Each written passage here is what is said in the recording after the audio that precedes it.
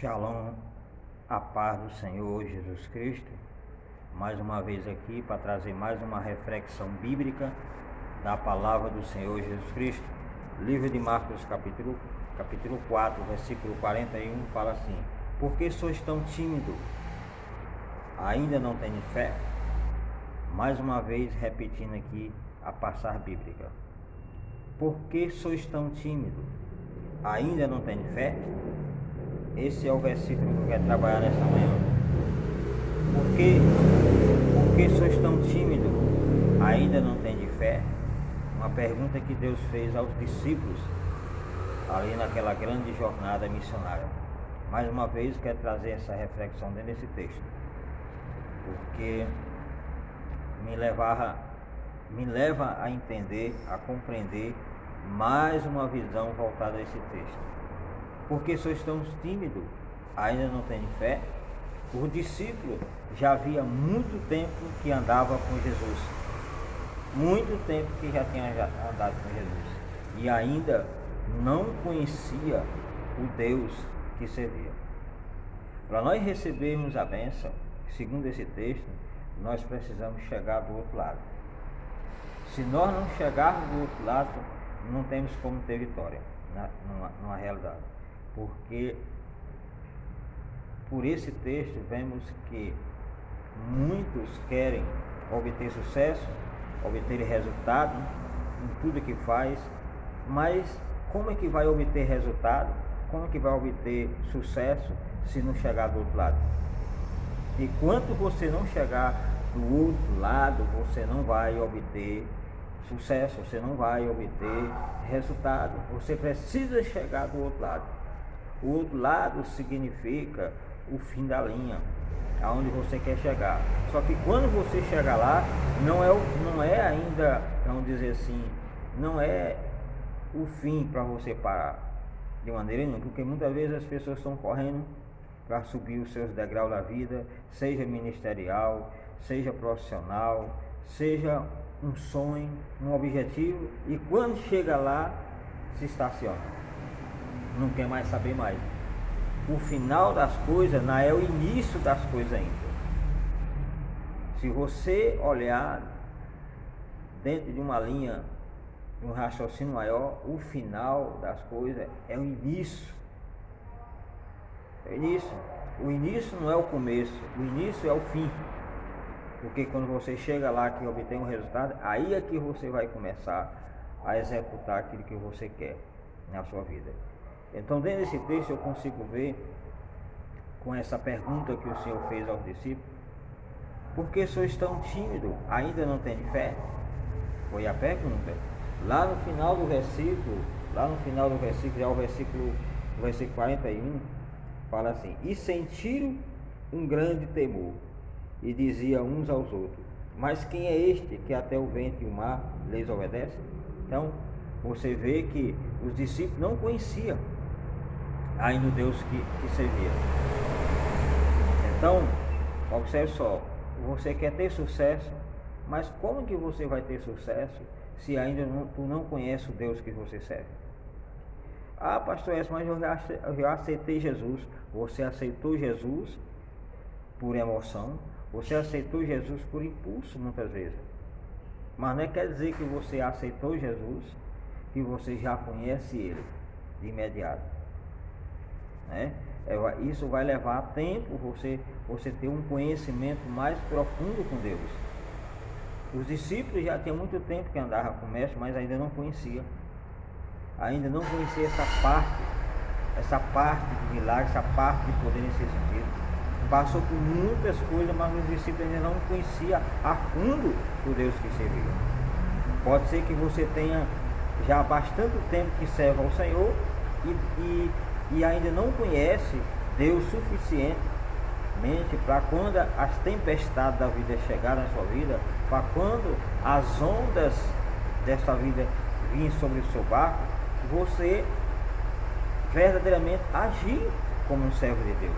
Era isso que Jesus estava esperando dos seus discípulos, que eles agissem, tomassem atitude, largassem aquela timidez, largasse aquela falta de coragem, falta de visão, medo, pavor, e caísse para cima do problema e resolvesse. Era isso que Jesus queria que os discípulos fizessem. Jesus não foi dormir simplesmente na polpa daquele barco por acaso. Não. Isso é um ponto de vista que eu consigo ver. Justamente para provar a fé dos seus discípulos, para ver se verdadeiramente aquilo que ele estava passando para os seus discípulos já era suficiente para ele resolver esses fatos que acontecem na nossa vida. Então, olhando dentro de um sentido positivo, fazer um investimento, fazer um invés, fazer o inverso dessas coisas negativas, podemos também ver o lado positivo. Sabemos que o vento pode ser um vento negativo, mas também a Bíblia fala que existe um vento positivo, que é o vento do Espírito, que tem que estar na nossa vida. Quando o profeta Ezequiel chegou naquele vale de ossos secos, o Senhor levou aquele homem até aquele vale.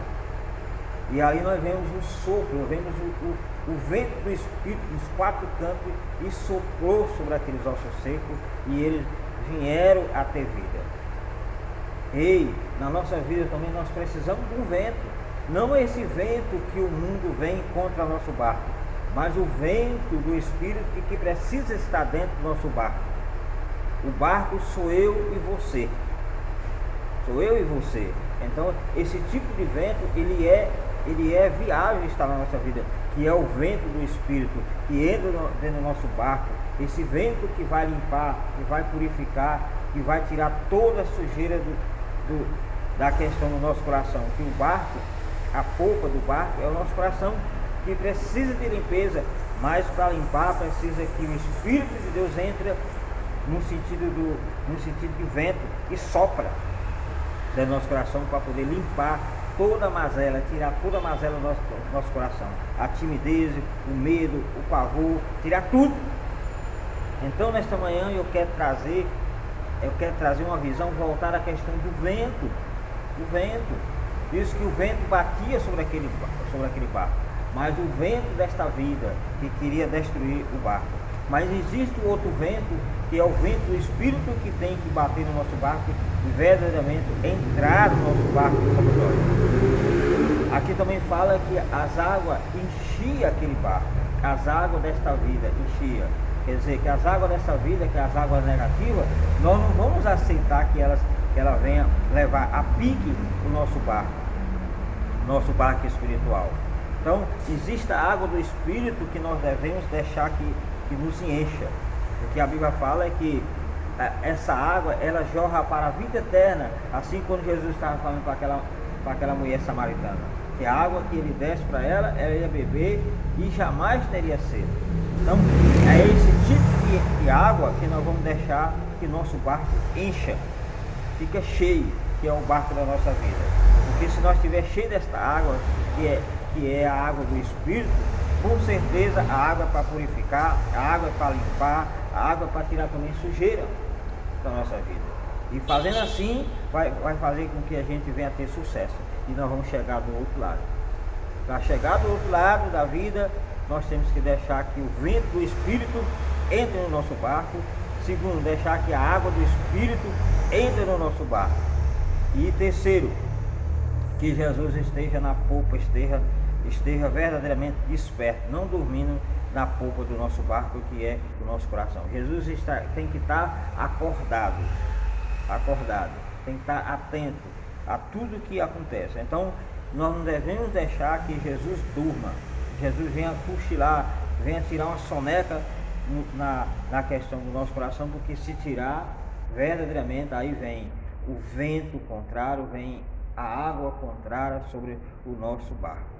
E não é isso que Deus quer, não é isso que Deus deseja, de maneira nenhuma. Então, para chegar à abundância, bênção na nossa vida, temos que chegar do outro lado. Mas quando nós chegar do outro lado, não é o fim, é o começo das coisas. Porque muitas vezes as pessoas chegam no final de um concurso, no final de uma faculdade, no final de um objetivo de cachar, e chega ali e pronto, já era.